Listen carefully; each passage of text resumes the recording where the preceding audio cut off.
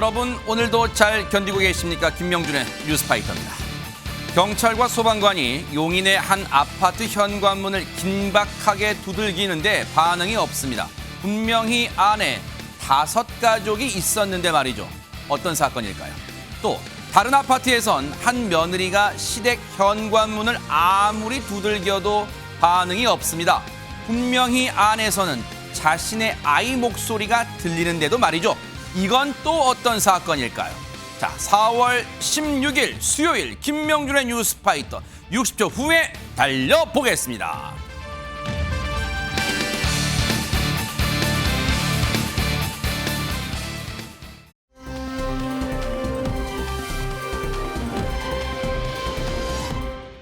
지금 대한민국도 정신없지만 전 세계가 바삐 돌아가고 있는데요. 첫 번째 가볼 나라는 어딜까요? 하재근 평론가님. 네, 미쿡으로 한번 가보시겠는데요. 네. 미국의 한 동물원에서 네. 아주 진귀한 장면이 포착됐습니다. 당시 모습이 영상으로 담겨 있는데 네네. 영상으로 보시면 네네. 이제 동물원 안에 네. 코끼리 가족이 한가롭게 각자 그냥 뭐 거닐면서 시간을 보내고 있었습니다. 네. 근데 갑자기 그때 아주 충격적인 일이 벌어지는데 화면 흔들려요. 카메라가 흔들릴 정도로 땅에 진동이 온 거예요. 바로 지진이 터진 겁니다. 어머나. 그래서 위기가 발생하니까 코끼리들이 바로 가운데로 몰리는데 그 어린 코끼리를 가운데 딱 놓고 다른 코끼리들이 엉덩이를 맞대면서 주위를 딱 둘러쌌다고 합니다. 세상에. 그런 식으로 사주 경계를 하면서 마치 견고한 성벽처럼 진동이 완전히 멈출 때까지 꼼짝하지 않고 새끼를 보호했다고 합니다. 와, 세상에 이게 최재문 교수님 미국에서 13년간 사셨잖아요. 네. 근데 지금 저 모습 보면 마치 우리가 평소에 민방위 훈련하는 것처럼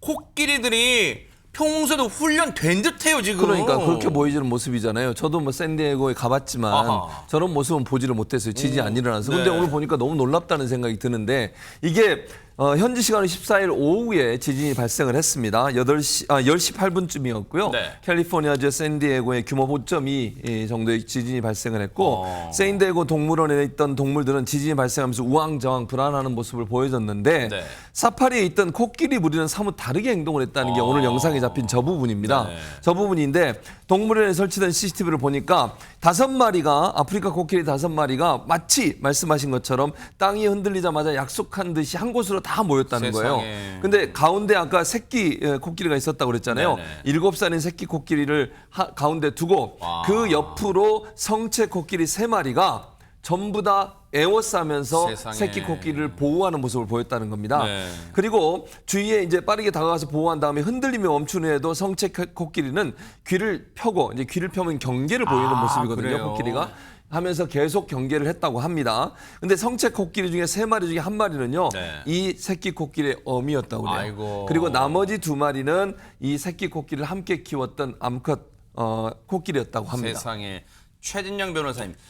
저런 영상 보면 참 그런 생각이 절로 들어요. 참 동물이 어떨 때 보면 사람보다 낫다. 막 그런 생각 듭니다. 이 금수만도 못한 누구 뭐 이런 그렇죠. 그 말은 잘못된 것 같네요. 아하. 오히려 사람보다 더 이 금수라고 할 수 있는 이 코끼리가 더 부성애가 강한 것 같은데요. 아하. 오늘 지금 얘기하신 것처럼 동물원의 어떤 설명에 따르면은 이 3마리 그 같은 경우에는 1마리는 직접 낳은 엄마, 야. 그리고 나머지 그 3마리 같은 경우에는 같이 기르는 그것도 엄마라고 합니다. 이웃 사촌이네요. 그렇죠. 진짜. 이웃 사촌인데 세상에. 마치 저기 보면은 코로 톡톡톡 뜨트리니까 걱정하지 마, 우리가 다 보호해줄게라고 그러네요. 하면서 이 보호하는 원, 이걸 뭐 프로텍션 서클인가 뭐 하면 어머나. 그런 말도 있다고 네. 하더라고요.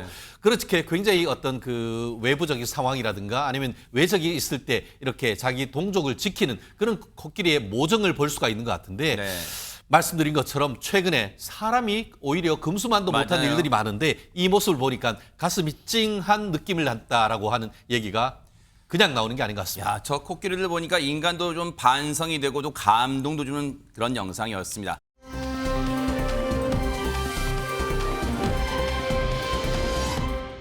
자, 그런가 하면 이번 또 어느 나라로 가볼까요? 손정혜 변호사님. 네, 이번에도 미쿡입니다. 아하. 사실은 위험한 순간에 나를 희생해서 누군가를 돕는 일 굉장히 어려운데요. 네. 실제 이런 용감한 사람이 있었다고 합니다. 같이 그 현장으로 뭘까요? 가보시겠습니다. 네네. 굉장히 어두운 시간인데요. 차량 한 대가 지금 보시는 것처럼 우두커니 멈춰 서 있습니다. 네. 저 주변을 맴돌고 있던 한 남성이 운전석 쪽으로 다가가는 것이고요. 그리고 운전자를 데리고 나오는 찰나 보시다시피 이 빠르게 달려오는 기차가 차량을 그대로 들이받고 마는데요. 차량이 서 있었던 곳은 바로 철길 위였다고 합니다. 어머나. 간발의 차로 사고를 피할 수 있었습니다. 아니 근데 하재근 평론가님 멀리서 이렇게 포착된 영상이라서 그런지 이 저 두 사람의 행동은 막 이렇게 재빨리 움직이는 것 같지 않고 어디 마치 손잡고 어깨동무하고 산책 가는 것 같은데 지금 알고 보니 긴박한 상황이었군요. 이게 엄청나게 긴박한 상황이었는데, 그러니까 저 차량이 철로 위에 서 있었던 거예요. 네. 왜 그러냐면 고장나서. 갑자기 어머나. 고장이라서 하필이면 그 지점에 서 있었는데 운전자가 상당히 좀 당황했던 것 같습니다. 어머나. 그래서 일단 신고를 하고 네. 구조하러 오겠지 하고 그냥 기다리고 있었던 거예요. 아이고. 빨리 차 밖으로 나와야 되는데 그 네. 생각을 못 했나 봅니다. 아이고. 근데 지나가던 남성이 그거를 그냥 지나치지 않고 이거 위험한데라고 생각해서 운전자를 설득해가지고 데리고 나온 거예요. 아이고. 나오자마자 기차가 지나가면서 정말 큰 사고가 터지고 말았던 겁니다. 혹시라도 저 운전자가 그런 생각은 안 하셨겠지만 우리 가끔은 위험한 순간에 자신의 재산, 재물에 더 관심이 있을 수 있잖아. 이 차 비싼 건데 나 이 차 못 버려. 나 이 차 구조될 때까지 갈 수 있을까? 혹시 그런 생각이었는지는 모르겠지만 어쨌든 주변 지나가시는 분의 현명한 판단과 도움으로 정말 구사일생하는 그런 장면이 아니었나? 그런 생각해 봅니다.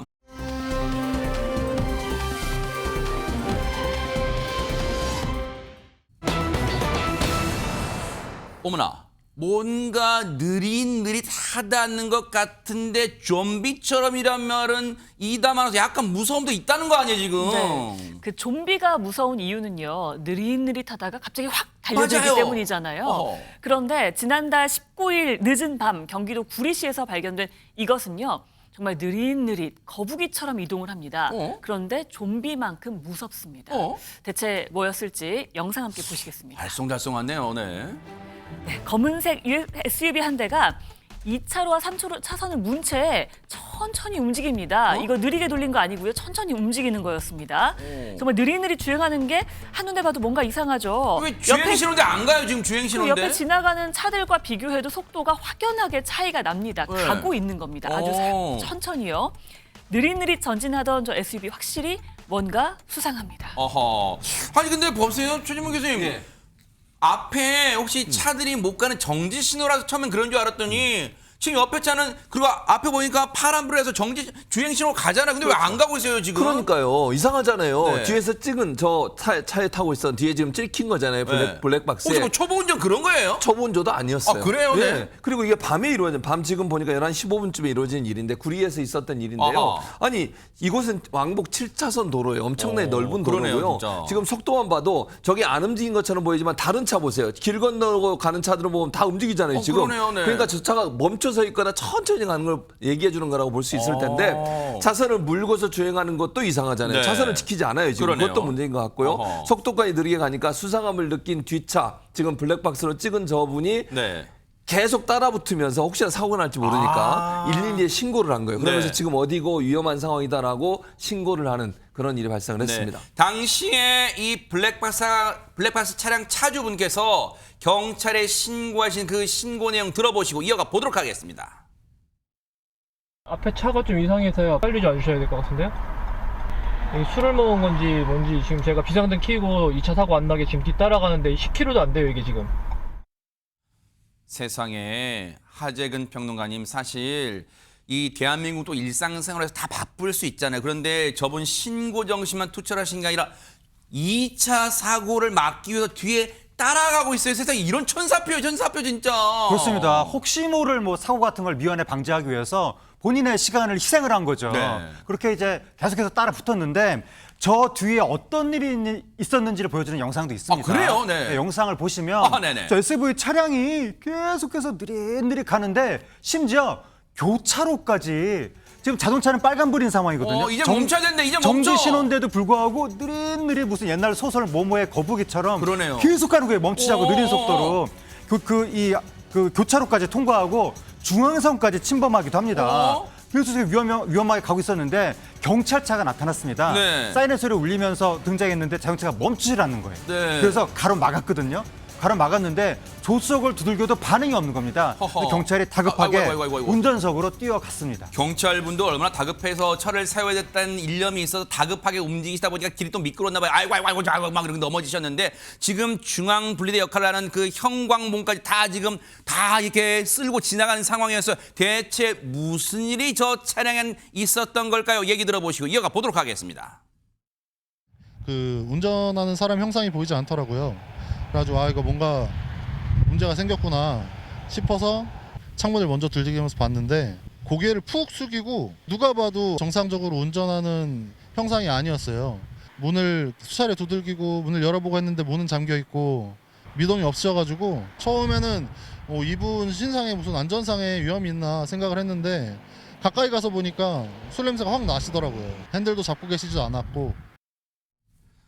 아유 세상이 아닌데 최진영 변호사님 앞서 그 경찰분 저 차를 세우려고 또 그리고 혹시라도 운전자분이 건강에 이상이 있을까봐 빨리 조치를 취하려고 이쪽 운전석 쪽 가다가 확 미끄러졌잖아요. 그거 보고 안쓰러웠는데 세상에 열어봤더니 술 냄새 음주운전 너무 실망스러워요 진짜 이거. 정말 경찰차의 살신 성인이다 이렇게 밖에 표현할 수 없을 것 같습니다. 온몸을 던져가지고 사실 그 운행하고 있는 차를 막았다라는 네. 것 자체가 굉장히 용감하고 또 대담한 어떤 그 작전했고 그 결과 안전하게 성공했다는 점에서 경찰에게 박수를 쳐주고 그러니까요. 싶은데요. 근데 그건 다 그런데 무슨 차가 침대입니까? 그러니까요. 차에 앉아가지고 자고 있었다니. 야, 저게 가능해요 진짜. 그러니까요. 그런데 그나마 그래도 이렇게 엑셀레이터를 세게 빨지를 않아가지고 했죠. 안 그러면 큰일 날 뻔 맞아요, 아닙니까? 맞아요. 그러니까 네. 결국 잠시 검문이 있겠습니다 해서 냄새 맡은 다음에 혈중 알코올 농도를 측정했더니만 0.194. 얼마요?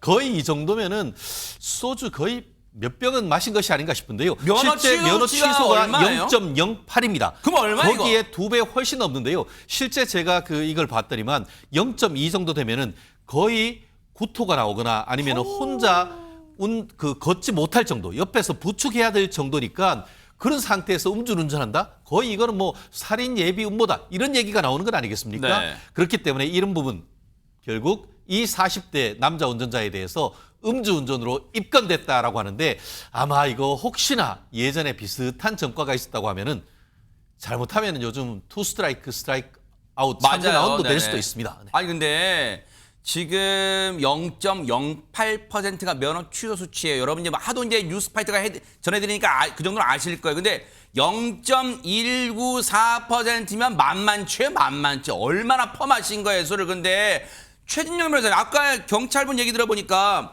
순찰차가 앞을 막아서 순찰차에 부딪히고 나서야 저 차가 멈췄다는 거. 그럼 순찰차가 훼손됐을 거 아니에요? 찌그러졌을 거 아니에요? 그거 어떻게 되는 거예요? 배상해야죠. 어허. 다만 이제 그거는 고의적으로 받은 것이 아니기 때문에 손괴죄는 되지 않는 것이고 다만 운행 중에 난 사고이기 때문에 이 차가 가입하고 있는 보험을 통해 가지고 이 부분은 충분히 수리하고 그에 따라서 보험료는 할증이 된다 하더라도 처리해야 되지 않겠습니까? 그래요. 좀 저 운전자 이번 처벌 제대로 받고요. 정신 차리세요. 앞으로는 술 당분간 드시지 마세요. 왜냐하면 술을 드시고 앞으로는 음주운전 안 할게 이런 다짐은요. 공연불 될 수 있으니까 당분간은 술 끊어보시는 게 상책일 것 같다. 그런 생각해 봅니다.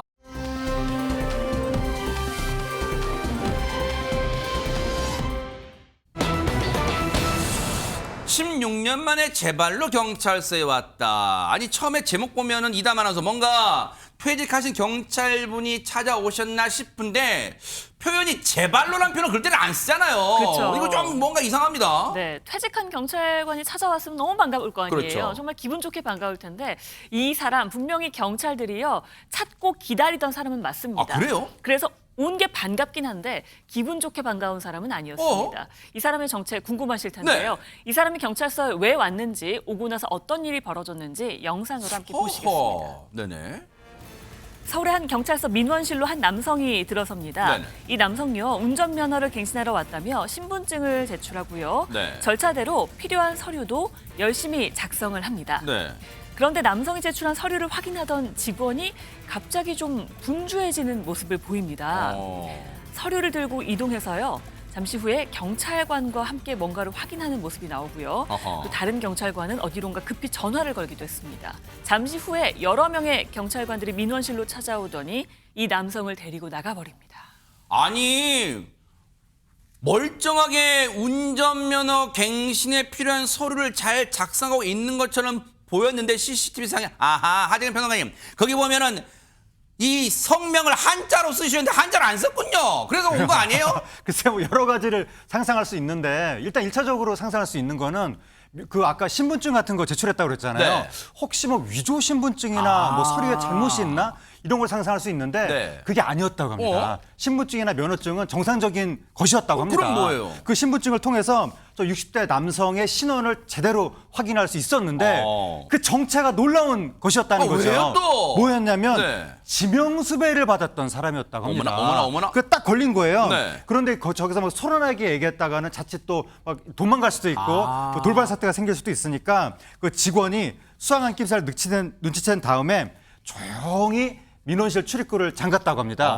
그러면서 또 조용히 그 다른 경찰한테 공조 요청을 한 거예요. 아하. 그래서 남성은 아무것도 모르고 면허증 갱신 가만히 기다리고 있다가 경찰이 와서 바로 체포됐다고 합니다. 야 침착하게 대응한 게 일단 기지를 발휘한 게 빛나는 순간이었는데 근데 이 대목이 좀 궁금한 게요. 최진문 교수님. 네. 아니 간이 배 밖으로 나온 것도 아니고 자신이 지명수배 된 사람이 제발로 경찰서에 운전면허 갱신하러 온다? 이거 어떻게 된 거예요? 그러니까 제가 볼 때는 16년이라는 시간이 지났는데 그때까지도 이제 본인이 잡혀가지 않았잖아요. 범죄를 하고도. 그래서 아마 본인은 안 잡힐 거야. 모르고 있겠지라고 생각했던 것 같아요. 네. 제 추측인데 실제 이 사람이 어떤 일을 했냐면 16년 전 2009년 10월 이 60대 남성은 경쟁 관계에 있던 이웃 노래방 사장을 살해할 목적으로 인화물질, 둔기를 들고 그 노래방을 찾아갑니다. 세상에. 경쟁 관계에 있던 노래방을 찾아가게 어머나. 돼요. 당시 현장에 노래방 직원이 사장을 대신해서 이 60대 남성을 방화도 하려고 죽이려고 하니까 저지를 했지 않겠어요? 그래서 그 당시에 이제 방화가 되면서 이 직원도 피해를 입었어요. 직원이 그래서 화상을 입는 일이 발생을 했고요. 세상에. 직원이 제재하면서 살해는 미수에 그쳤습니다. 네. 그리고 이 60대 남성은 곧바로 도주를 해버렸어요. 그런데 16년 동안 경찰이 이 사람을 추적하는 과정에 실패를 하게 되면서 수사가 미궁에 빠지게 된 거예요. 아유. 그러니까 그렇게 수사가 중단이 돼버렸고 16년이라는 시간이 지났는데 이 사람은 16년이 지났으니까 이제 괜찮겠지라고 해서 찾아왔는지 모르지만 본인은 운전면허증 갱신을 위해서 운전면허 갱신하는 쪽으로 찾아왔다가 바로 덜미가 잡힌 겁니다. 근데 보세요. 이 대목에서 이 몹쓸 인간이 자기 딴에는 머리를 쓴 것 같아. 보통 우리가 운전면허 갱신은 10년 주기로 하잖아요. 근데 보세요. 16년 만에 이 경찰서의 운전면허 갱신이란 이유만으로 찾아왔다는 거. 그러면 혹시 손정혜 변호사님, 이 인간이 자기가 한번 따져본 걸까요? 자신의 죄를, 왜냐하면 자신의 죄를 까마득히 잊었을 것 같지는 않고요. 공소시효 같은 걸 따져본 거예요? 그렇습니다. 일단 이 공소시효가 지났다라고 착오한 게 아닐까 그런 생각을 할 수밖에 없는데요. 일단 그럼에도 불구하고 이 남성 공소시효 도과되지 않았습니다. 경찰에서는요. 이 사람에 대해서 특수협박죄를 적용해서 공소시효가 만료됐다라고 불소치 결정을 했지만 검찰에선 다르게 봤습니다. 특수협박이 아니라 이것은 살인미수죄를 적용해야 된다. 살인미수죄로 적용했을 경우에는 공소시효가 남아있다 이렇게 판단을 한 건데요. 네. 실제로 살인죄의 공소시효는 폐지됐거든요. 근데 살인미수죄도 그럼 폐지됐는가? 좀 이 부분과 관련한 논란이 있는 상황입니다. 다만 2007년 살인미수죄의 공소시효가 25년으로 늘어남으로 인해서 25년이 지나지 않은 시점에 검거할 수 있었던 것이고요. 결론적으로 형사처벌이 가능해서 지난 9일 이 60대 남성에 대해서 구속 기소하는 결정을 내렸습니다. 대한민국에서는 죄 짓고는 못 산다는 걸 여실히 보여주는 그런 사건이었는데 근데 최진영 변호사님 충격적인 게 물론 우리 대한민국 경찰분들이 이 나쁜 놈을 백방으로 찾아다니면서 잡으려고는 검거하려고는 노력은 하겠습니다만 물론 다 검거할 수는 없는 것도 현실이잖아요. 근데 16년 동안 이 인간이 안 잡혔다면 천지를 돌아다녔을 거 아니에요. 너무너무 끔찍합니다, 진짜. 사필 규정이다. 결국 본인은 이게 말씀하신 것처럼 좀 가벼운 죄이기 때문에 주위에도 물어봤겠죠. 이 정도면 충분히 공소시효가 끝났을 것이다. 라고 해서 아마 이렇게 갔을 수가 있는데 네. 이번 같은 경우에도 수사기관에서 이 부분을 살인미수로 적용하는 어허. 똑같은 사실을 가지고 어떤 죄를 적용하는가에 따라서 공소시효가 상당히 달라질 수 있는 건 아니겠습니까? 실제로 어떤 일이 있었냐면은 예전 같은 경우에도 제가 기억하기에 한 2016년 전후도 됐던 것 같은데 살인죄를 범하고 중국에 갔다가 19년 만에 한국에 이제 다 공소시효 지났으니까 들어오다가 우리나라에 그 이후에 공소시효 살인죄에 대한 폐지된 게 있습니다. 아하. 그래서 구속된 케이스도 있고요. 그런 케이스 실제 사례가 어떤 있군요. 케이스도 네. 있냐면은 날짜 계산을 잘못해가지고 하루 공소시효 진행되기 전날 술 한잔 마시고 주위 사람한테 옛날에 직접 했는 건 나야 라고 했다가 체포됐던 그런 케이스도 있습니다. 그래요? 결국 그동안 속으로 얼마나 가슴이 어떻게 보면 울렁울렁했겠습니까? 네. 그런데 결론적으로 사필 규정은 네. 기다리고 있는 법이다. 그러니까요. 이번 케이스도 대표적인 케이스가 아닌가 생각합니다. 죄 짓고는 못 산다는 걸 여실히 보여주는 그런 사건이었습니다.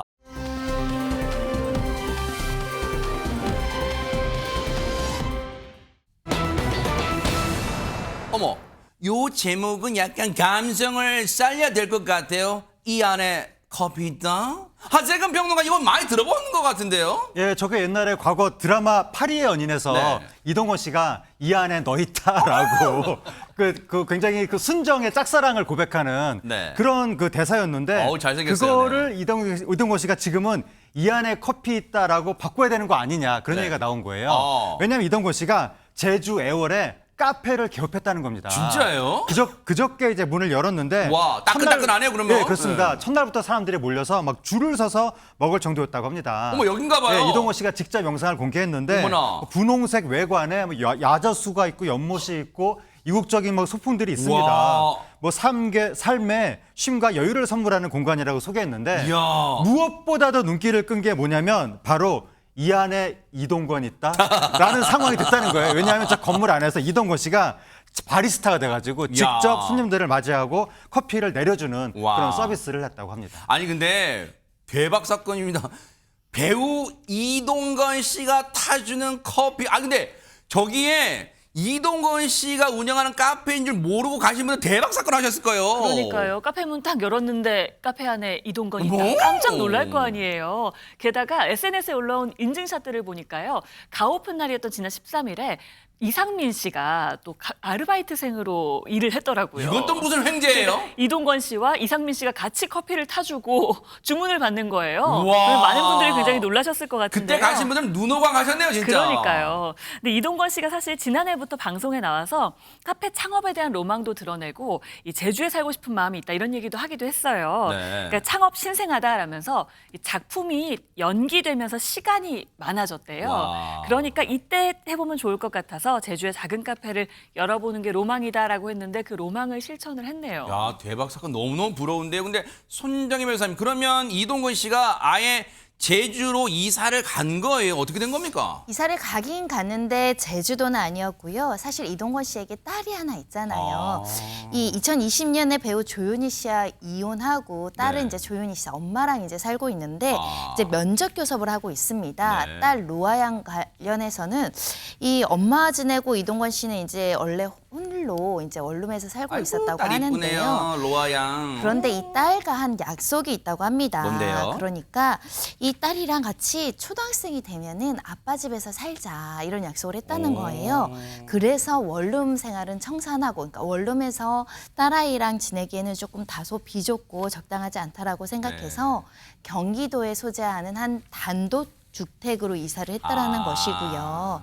그래서 로와 맞추면 키즈형 그 하우스로 이사를 했다는 건데요.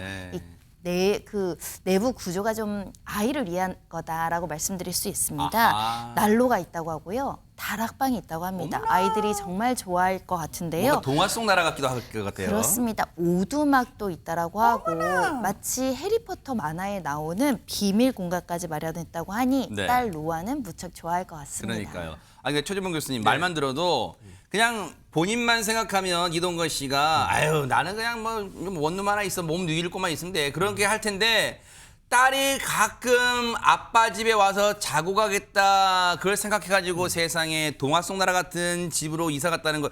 야, 딸을 사랑하는 마음이 제대로. 최진봉 교수님 같으세요. 딸 사랑 마음이. 저하고 비슷한 것 같아요. 그러니까요. 네, 저도 그러거든요. 아하, 네. 딸이라면 뭐든지 그냥 다 해주고 싶은 마음 네. 있잖아요. 근데 이제 로아 양은 더 어린 딸이니까 더더욱 그럴 거예요. 그 네. 마음이 충분히 이해가 돼요. 근데 이동건 씨 같은 경우에는 지금 연기도 계속 하고 있고요. 어. 또 뿐만 아니라 카페 사장도 되고 이러면서 자기 나름대로의 활동을 열심히 하고 있는 분이에요. 그런 점에서 본다면 이동건 씨는 정말 열심히 인생을 살고 있는데 네. 이혼 후에 이제 다른 엄마와 지내고 있지만 네. 아빠 이동건 씨는 매주 일요일마다 로아 양을 만난다고 그래요. 면접 교섭권이. 네, 그렇습니다. 네. 근데 이동건 씨가 말하길 딸이 아빠 만나는 일요일이 가장 좋아라고 했다면서 아유, 너무 좋았다. 기뻐하는 네. 거예요. 그 말 들으면 정말 그동안 고생했던 거 여기 다 녹아버리거든요. 피로가 그 다 한마디에. 네, 맞아요. 이동건 씨가 이렇게 하는 이유가 있다고 그럽니다. 뭘까요? 딸이 아빠와 시간을 보내는 게 중요하다고 생각을 한다는 거예요. 그래서 늘 곁에 있어주지 못하지만 아빠의 부재에 대해서 불안을 덜 느끼게 해주고 싶어서 아이와 시간을 보내고 있다. 이렇게 밝혔습니다. 야, 근데 아까 로아 양 사진을 이제 몇 장 봤습니다만 진짜 잘생긴 아빠 또 아름다운 엄마 유전자를 골고루 이어받았는지 물려받았는지 정말 예쁜 로아인데 하재근 평론 지금 훌쩍 더 컸을 사진 속 그 모습보다 더 컸을 것 같아요 지금. 네, 로아 양이 지금 벌써 초등학교 2학년이 됐습니다. 오. 정말 세월이 빠른데 로아 양이 태어나 보니까 엄마는 조현이고 아빠는 이동건이거든요. 그래서 엄청난 유전자를 다 그러니까요. 물려받았는데 와, 대박 사건. 이동건 씨 어머니가 뭐 손녀 자랑을 했습니다. 네. 뭐라 그랬냐면 우리 손녀는 그림도 잘 그리고 노래도 잘하고 야. 춤도 잘 춘다. 못하는 게 뭐니? 라고 손녀 자랑을 했는데 엄마 조윤희 씨가 최근에 그 딸의 학예회 영상을 SNS에 공개하기도 했습니다. 요건가 영상을 봐요. 보시면 거기서 관객들한테 막 인사하고 막 하트 그리고 저런 모습이 남다른 끼가 벌써부터 나타난다 네. 라고 하면서 네티즌들이 무대 체질이다. 엄마 아빠의 끼를 그대로 물려받았다. 아하. 이런 반응들을 보였습니다. 그래요. 이동건 씨 물론 이제 뭐 이혼이라는 상황은 겪었지만 그래도 딸 로아 양을 위해서 열심히 또 카페도 운영하고 연기도 하는 병행하는 그 열심히 사는 모습 아마 많은 팬분들에게 또 특히 가족분들에게는 딸 로아 양에게는 큰 자랑거리가 되지 않을까 그런 생각해 봅니다. 응원해 보도록 하겠습니다.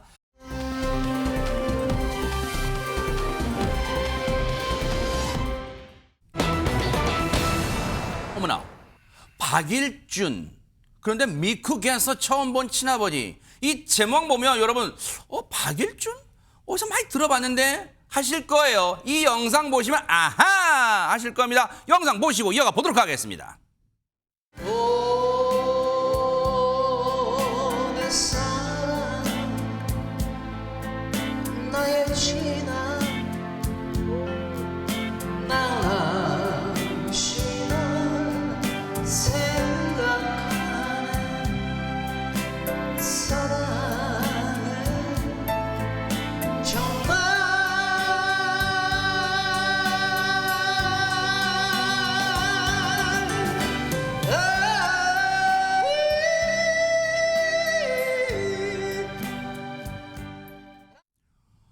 대박 사건 아마 시청자도 이 사람 이분 하셨을 것 같은데 하재근 평론가님 근데 일단 귀에 들어오는 건 저 멜로디 이거 오마 헬로보 이거 있잖아 패트릭 스웨이지 데미 무어 그거 아니에요? 과거에 사랑과 영원 그 영화에 나왔던 오마일로 죄송합니다.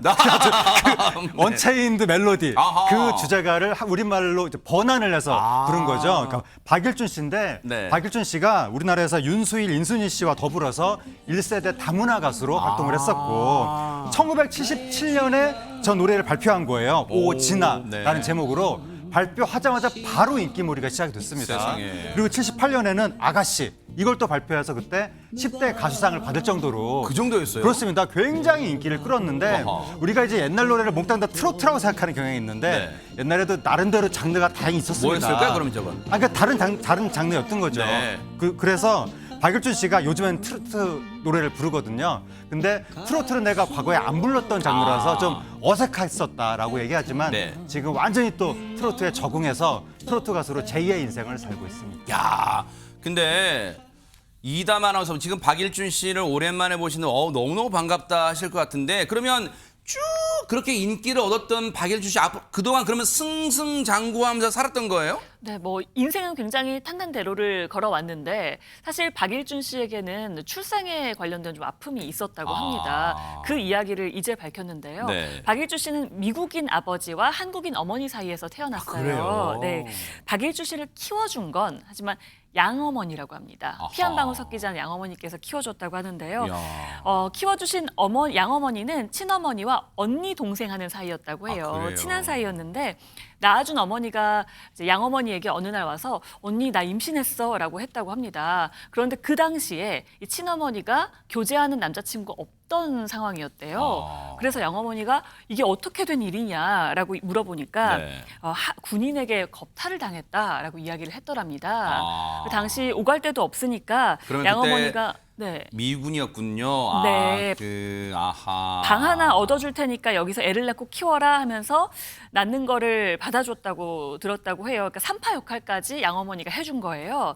그리고 박일준 씨가 태어났는데 100일 정도 되니까 이제 머리가 자라는데 머리가 이제 곱슬머리가 자랐을 거 아니에요. 그래서 머리도 좀 꼬부라지고 그리고 애가 태어났을 때도 좀 피부가 까무잡잡하구나라고 생각을 했대요, 양어머니가. 네. 그러다가 양어머니가 낳아준 어머니를 그제서야 이제 물어본 거예요.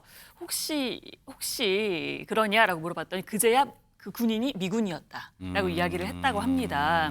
그래서 점점 커가면서 박일준 씨가 조금 외모가 다르니까 친어머니가 고아원에 박일준 씨를 버리고 갔다라고 합니다. 그 이후에 고아원을 찾아온 양어머니가 박일준 씨를 키우게 된 거고 박일준 씨는 엄마라고 부르면서 잘 따랐다고 합니다.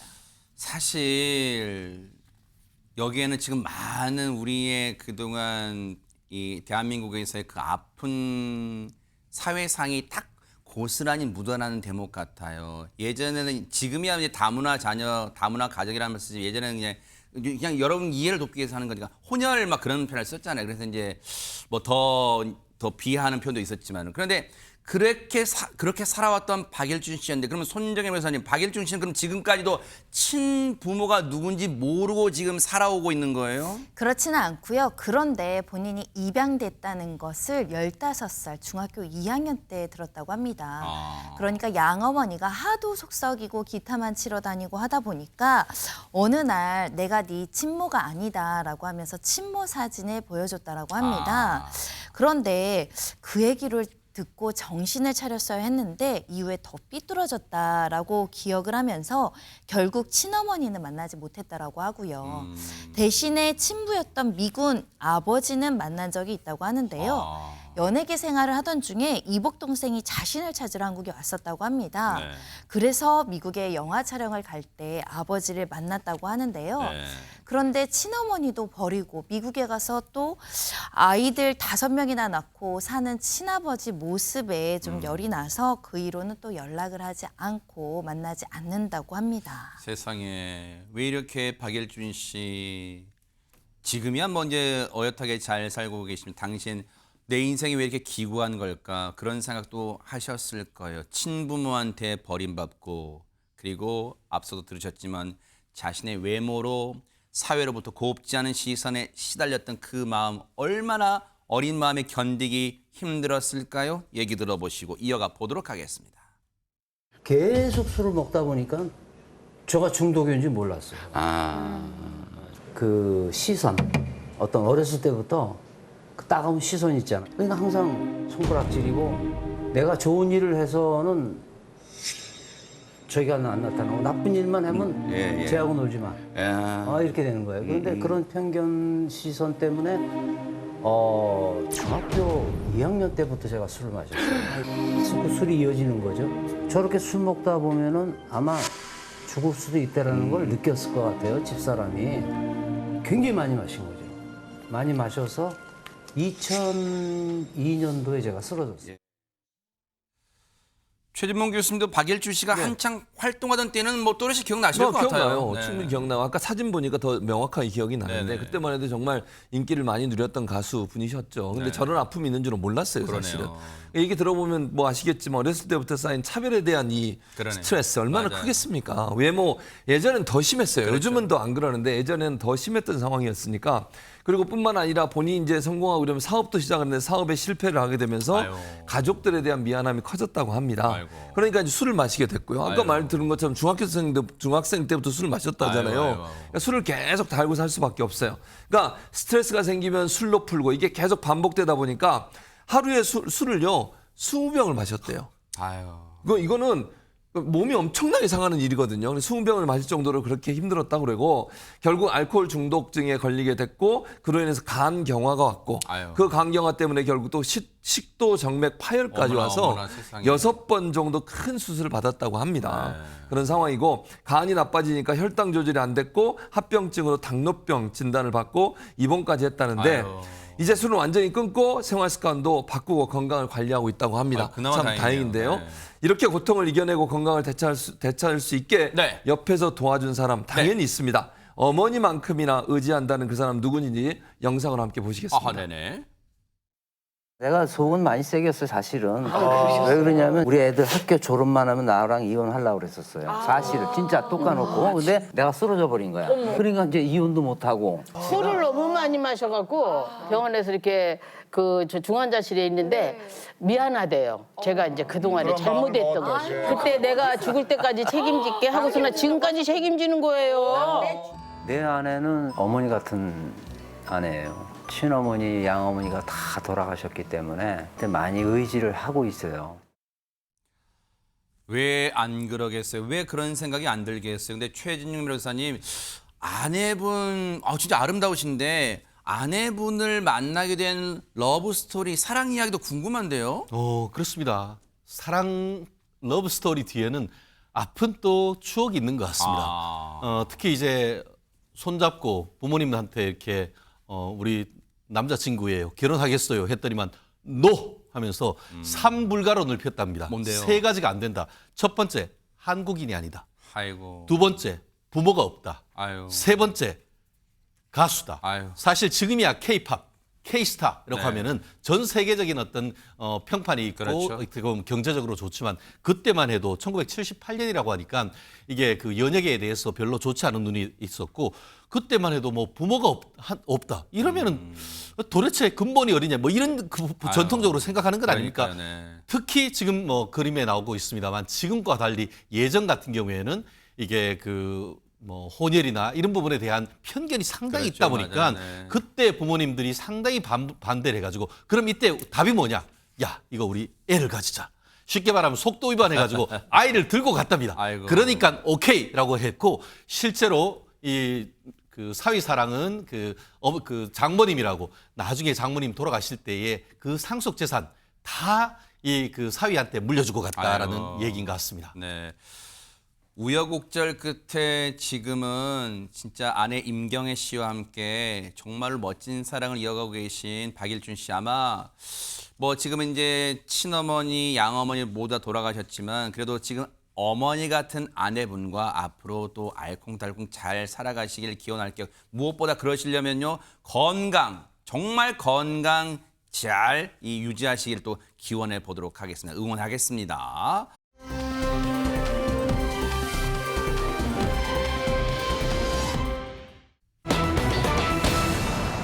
세상에 어제요 너무너무 끔찍한 사건이 전해졌었죠. 이담 아나운서. 네, 어제 오전입니다. 한 여성이요 119에 신고를 합니다. 남동생의 가족의 신변이 걱정된다라면서 신고를 했는데요. 그 신고를 하게 된 건 50대인 남동생으로부터 문자를 받았기 때문입니다. 문자 내용은 이랬습니다. 가족이 모두 사망했다. 어머나. 그러니까 너무 놀라서 119에 신고를 한 거예요. 그래서 그 가족이 사는 집에 소방당국의 공조 요청을 받아서 경찰이 함께 오전 10시쯤 도착해서요. 아파트 현관문을 강제로 열었습니다. 네. 그런데 이 안에는요. 이 문자를 보냈던 50대 남성의 80대 부모, 그리고 50대 아내, 그리고 10대, 20대인 딸 2명이 모두 숨진 채 발견됐습니다. 총 5명이 사망한 채 발견된 겁니다. 어머나. 경찰 관계자는요. 누군가 이들에게 수면제를 먹인 뒤에 살해한 것으로 보인다라고 이야기를 했습니다. 집안에서 벌어진 일이기 때문에요. 이 집안에서 대체 무슨 일이 있었던 건지 굉장히 많이들 뭔가 일이 있었던 거 아닐까 싶을 텐데요. 관련해서 이웃 주민의 이야기를 함께 네. 들어보시겠습니다. 네네. 되게 조용하신 분이세요. 어머니도 되게 조용하시고 나이스하시고 너무 놀랬지. 하재근 평론가님, 지금 저희가 이담 아나운서의 설명을 듣고도 지금 귀를 의심할 지경이 지금 믿기지가 않는 충격적 사건입니다, 지금. 그렇습니다. 일가족이 숨진 채 발견이 된 거예요. 세상에. 근데 그 자리에 그러니까 여러 가족 구성원들이 다 있었는데 그 가족의 가장 역할을 했던 50대 남성은 보이지 않았습니다. 그런데 그 50대 남성이 남긴 메모가 발견이 된 거예요. 그 메모를 딱 보니까 네. 뭐라 써 있었냐면 가족을 다 죽이고 나도 죽겠다. 그렇게 써 있었다고 합니다. 세상에. 경찰이 바로 이제 수사에 착수했는데 네. 그 남성이 새벽에 자신의 승용차를 몰고 도주한 사실을 확인했습니다. 그래서 바로 그 남성을 추적했는데 네. 오전 11시 10분경에 사건 현장에서 240km가 떨어진 광주광역시 한 오피스텔에서 그 남성을 검거했습니다. 네. 경찰이 가니까 그 남성이 수면제를 복용하고 쓰러져 있었던 거예요. 아. 그래서 검거해가지고 네. 광주광역시 대학병원에서 치료를 받게 한 다음에 네. 용인 서부경찰서로 압송했습니다. 네. 일단은 치료를 먼저 받게 한 다음에 의식이 회복되니까 용인경찰서로 이 압송을 해서 조사를 해봤을 거 아니에요. 최재범 교수님, 대체 왜 저런 충격적 경악스러운 사건을 왜 저질렀답니까? 현재까지 조사 결과만 종합해서 말씀을 드리면요. 50대 가장은 원래 하는 일이 아파트 분양 사업을 했다고 해요. 네. 그 과정에서 계약자들로부터 사기 혐의로 피소가 됐다고 하고요. 큰 규모의 채무를 떠안게 될 처지에 몰리자 이런 일을 저질렀다고 합니다. 그는 사업차 광주에 머물렀고요. 주말 부부로 생활을 했다고 해요. 네. 그래서 가족들은 용인에 살고 본인은 광주광역시에 있었는데 본가까지 올라와서 이런 끔찍한 범행을 저지른 겁니다. 아니, 어처구니 없는 게요. 여러분 보세요. 최진영 변호사님, 자신이 거액의 채무를 지게 된 건 물론 안타까울 수는 있겠지만 거액의 채무를 지는 것과 일가족을 살해하는 것과 무슨 연관관계가 있는 거예요, 이게 지금? 아무런 인간관계가 없죠. 사실 뭐 본인이 정말 그런 극단적인 선택을 한다고 하면은 가족들은 그 빚도 안 늘려고 하면은 상속 포기하면 되는 거예요. 네. 그렇기 때문에 저는 이 부분 살인죄의 동기에 대해서 좀 더 심층적인 이 조사가 필요하다. 예컨대 프로파일러를 통해 해가지고 어떤 동기로 했는지가 조금 더 확인할 필요가 있는데요. 어허. 말씀하신 것처럼 보통 이렇게 아이들한테 빚을 떠넘기기가 싫어서 일가족을 이렇게 무참하게 어떻게 보면은 살해를 할 경우에는 보통 아이들이 매우 어린 케이스. 아이들을 자기 마음대로 할 세상에. 케이스가 그런데 이번 같은 경우에는 20대, 10대에 다 거의 사실상 다 큰 따님이었단 말이에요. 세상에. 그렇다고 하면은 지금 얘기하는 것처럼 과연 빚을 떠넘기 싫어서 그런 경제적인 이유 때문에 이와 같은 무참한 일을 했는지 그렇기 때문에 이 살인죄는 전형적인 동기 범죄이고 이 동기에 대한 추가적인 심도 깊은 조사 반드시 필요하다고 봅니다. 용서받지 못할 범죄요. 세상에 어떻게 가족을 모두 살해할 수 있어요. 손정희 변호사님, 이 천인 공노할 범죄를 저지른 이 인간 어떤 처벌을 내려야 됩니까? 네, 살인도 아니고 존속 살해까지 있는 상황이고요. 피해자가 무려 5명입니다. 세상에. 우리가 2명 이상 사망하는 연속적인 살인 사건을 연쇄 살인 사건이라고 규정할 때 한 네. 사람이 5명이나 살해한 끔찍한 세상에. 사건이기 때문에 세상에. 아마 법원에서는 선고할 수 있는 최대형 무기징역형 이상을 피하기 어려운 사건이 아닐까 생각이 들고요. 네. 가족들은 본인의 소유물이 아닙니다. 맞아요. 본인이 형사적, 민사적 책임을 지는 것은 본인이 감당하면 되지 가족의 목숨까지 해칠 권리가 없다는 점 말씀드리고 싶습니다. 법이 살아있다면요, 이 악마 같은 인간이 저지른 범행에 대해서 정말 무거운 철퇴를 내려주시기를 기대를 해보도록 하겠습니다.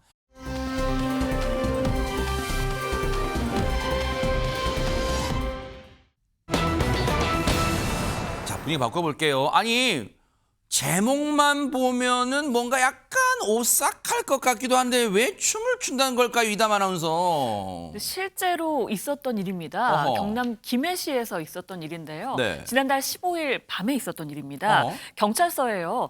어린아이가 잠옷바람으로 돌아다닌다, 도로에. 그런 신고가 들어왔다고 해요. 어머나. 깜짝 놀란 경찰이 곧바로 현장으로 출동을 했다고 네네. 하는데요. 그 상황이 담긴 영상이 있습니다. 어허. 영상 함께 보시겠습니다. 네네. 네, 늦은 밤 어린아이가요 잠옷을 입은 채 도로 위를 마구 뛰어다닙니다. 어머나. 도로가 놀이터라고 생각을 하는 건지 아이가 신이 난 듯 막 뛰어다니고요. 어머머. 양팔을 벌리면서 장난을 치기도 합니다. 어떡해요. 이 아이를 발견한 차들은 깜짝 놀라서 속도를 늦추면서 머뭇거리는데요. 이때 신고를 받고 출동한 경찰이 아이에게 다가갑니다. 하지만 이 경찰을 보자마자 아이가 겁을 먹었어요. 아이고, 아이고. 경찰을 피해서 도망을 갑니다. 네. 하지만 침착하게 아이를 인도로 데리고 온 경찰. 경찰은요 도로에서 무사히 아이를 구출한 뒤에 경찰서로 인도를 했습니다. 아유, 이제야 저를 비롯한 우리 출연자분들이 모두 이제 놀란 가슴을 쓸어내리는 그런 분위기인데 대체 무슨 일이 있었던 걸까요? 당시에 출동하신 경찰 얘기 좀 들어보시고 이어가 보도록 하겠습니다.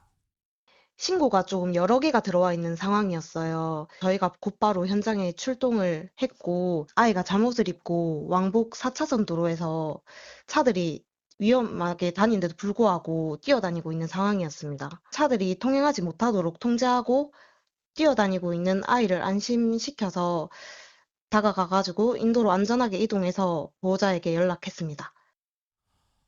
진짜 다시 봐도 다시 얘기를 들어도 진짜 지금도 막 가슴이 쿵쾅쿵쾅 거리는데 최재문 교수님 아무 일도 즉 아이가 다치지 않은 게 천만다행이다. 우리가 그냥 하는 말이 의례껏 하는 말이 아니라 왜 천만다행이냐면 최근에 뉴스파이터에서 여러 차례 그런 어떤 비슷한 사고 보여드렸지만 막 교차로나 이 길에서 쌩쌩 달리는 음주운전 차량도 많고 그러지 않은데 저 아이가 다치지 않았다는 게 당시에 운전자분들이 정말 잘해주신 거예요. 그렇죠. 진짜. 그렇습니다. 그러니까 아이가 있으면 서행하고 피해서 가고 이런 모습을 보여준 것도 대단히 세상에. 잘한 거고. 근데 저 아이가 그 무사히 집으로 돌아갔잖아요. 네. 근데 왜 이런 일이 발생했을까 궁금하지 않습니까? 그러네, 진짜. 그럴 수밖에 없는 상황인데 당시 아이는 핸드폰을 들고 있었어요. 그래요? 핸드폰을 들고서 도로에서 저렇게 뛰어가면서 이제 뭐 들고 있는 것 같긴 해요, 그렇습니다. 진짜. 왼쪽 네. 손 보이시죠? 저 핸드폰이. 네네네. 핸드폰을 들고 있었는데 아이 아버지에게 계속 전화가 걸려오고 있는 상황이었어요. 어머나. 그 상황에서 아이가 저렇게 계속 뛰어다니고 있었던 겁니다. 아니 그러면 아빠한테 전화가 오는데 저 정도의 덩치의 이 체구의 아이면은 아빠 보려 아빠 나야 나 놀러 나와서 뭐 하거나 얘기를 하면 되는데 왜 아빠 전화를 왜 안 받은 거예요? 거부한 거예요. 알고 보니까 이 아이가요 발달 장애를 겪고 있었어요. 아하. 그러니까 이제 발달 장애를 겪고 있는 아이였고 아이 아버지가 잠깐 집에서 같이 있다가 화장실에 간 사이에 아이가 핸드폰만 들고 집을 나와서 지금 도로로 걸어 나온 거예요. 그러다 보니까 이제 부모님의 좀 도움이 필요한 상태였잖아요. 그런 상태에서 전화가 계속 오는데도 혼자서 잠옷바람으로 뛰어다니면서 전화 오는 것도 모르고 받지도 않은 상태에서 계속 뛰쳐다니고 있었던 거죠. 근데 아이가 사라진 걸 알게 된 아버지가 깜짝 놀라서 아이에게 계속 전화를 했고 아이가 전화를 받지 않은 상태가 지속됐는데 길거리에 지나가면서 차를 운전했던 분들이 이제 전화를 할 거 아니에요. 경찰에 신고를 해서 다행히 경찰이 출동을 했고 아이가 갖고 있던 핸드폰을 보니까 전화가 여러 번 와 있을 거 아니에요. 그 전화를 걸어서 아버지인 걸 확인하고 아이를 안전하게 집으로 인도했습니다. 마음이 아픈 아이였군요. 근데 최진영 변호사님 당시에 이제 저 아들이 어머나 나 화장실 갔다 왔는데 내 아들 어디 갔지? 우리 아들 어디 갔지? 부모 심장이 어땠을까 그때 순간에. 머리가 하얘지죠. 그러네요. 저도 여러 번 이런 일이 있었는데요. 제가 애가 셋이다 보니까 엄마 아빠 하나씩 손을 잡고 있는데 하나가 갑자기 사라지는 케이스가 있습니다. 실제 저도 해외에서 유학할 시절에 놀이공원에 갔다가 퍼레이드를 하는데 둘째가 진짜 없어진 케이스가 진짜요? 있습니다. 어머나. 지금은 생각하면 너무 아찔한데 아마 이때하고 비슷한 그런 그랬겠네요, 느낌이었을 진짜. 거예요. 그래서 실제 이 케이스에도 보면은 아빠가 헐레벌떡 달려왔는데 옷 갈아입을 시간도 없었나요? 잠옷 차림으로 왔던 그런 모습을 보이는데 요즘 휴대폰뿐만 아니고 스마트 태그란 게 있습니다. 네. 그래서 아이들 가방이라든가 아니면 팔찌, 어떻게 보면 목걸이 같은 걸 해놓으면은 네. 아이들이 저렇게 나갔을 때도 쉽게 위치를 확인할 수가 있는 것이 있으니까 네. 그런 부분에 대한 것도 한번 대비하는 것 어떨까 싶습니다. 아니 근데 손님님 뭐 지금 최진영 변호사님도 그 말씀해 주셨지만 저 상황에서 일단 중요했던 게 앞서 운전자분 그 주변을 지나시던 분 운전자분들 칭찬 안 해드릴 수 없는 게 그냥 저 아이만 조심조심 피해가는데 그친 게 아니라 지금 신고를 해주신 것 같아요. 아예 왜냐하면 신고가 여러 건이 들어왔다는 거잖아요. 정말 운전자분들 1차적으로 대응을 너무너무 잘해주신 것 같아요. 그렇습니다. 혹시라도 아이가 작아서 못 보고 지나쳤더라면 정말 끔찍하고 아찔한 사고로 이어질 수 있었는데요. 세상에. 지나치지 않고 아이에 대한 배려심 그리고 그 부모의 마음을 알고 애타게 찾는 부모를 위해서 신고해 주신 분들 너무나 감사하다라는 말씀 드리고 싶고요. 네. 특히 아이들 키우는 부모에게 제가 꼭 알려드리고 싶은 제도가 있습니다. 뭘까요? 우리 아이도 어렸을 때 다 지문 등록을 해놨거든요. 네네. 그러니까 예전에 실종 아동 찾기 이런 것들 많이 보셨잖아요. 예. 그런 만큼 실종자가 발생했을 때 실종자를 빨리 보호자들한테 인계하고 실종을 방지하기 위한 제도로 사전 등록제가 있습니다. 미리 경찰서에 가서 지문만 등록하면 간편하게 등록할 수 있는 제도인데요. 네. 아동, 18세 미만 아동뿐만 아니라 정신장애라든가 이제 치매를 앓고 있는 어르신들 같은 경우 모두 다 지문을 등록해 놓을 수 있고, 그럼 이 사건 같은 경우 어린아이를 찾았는데 부모의 연락처를 못 찾을 수 있는 상황이 발생했을 때 지문으로 신원을 확인해서 부모를 특정해서 바로 즉시 인계할 수 있는 제도가 되다 보니 많은 분들이 좀 활용하셨으면 좋을 것 같고요. 네. 특히 이렇게 등록을 해놓으면 별도로 실종 신고를 하지 않더라도 바로 그 지문만 확인하면 보호자를 찾을 수 있다는 점이 장점인 것 네. 같습니다. 사실 저도 어릴 때 저희 집 아이 가까운 파출소 가서 지문 등록제 했어요. 정말로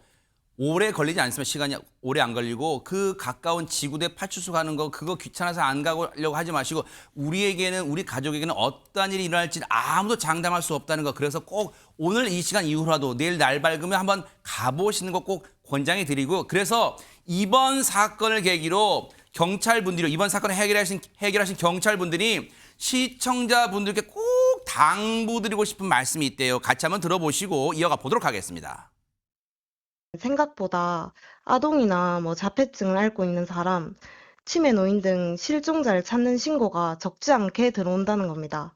이때 지문 등록이 되어 있다면 경찰관이 빠른 도움을 줄 수 있으니 많은 분들이 지문 등록을 활용하셔서 경찰관 도움을 받으시면 좋을 것 같습니다. 그러니까요.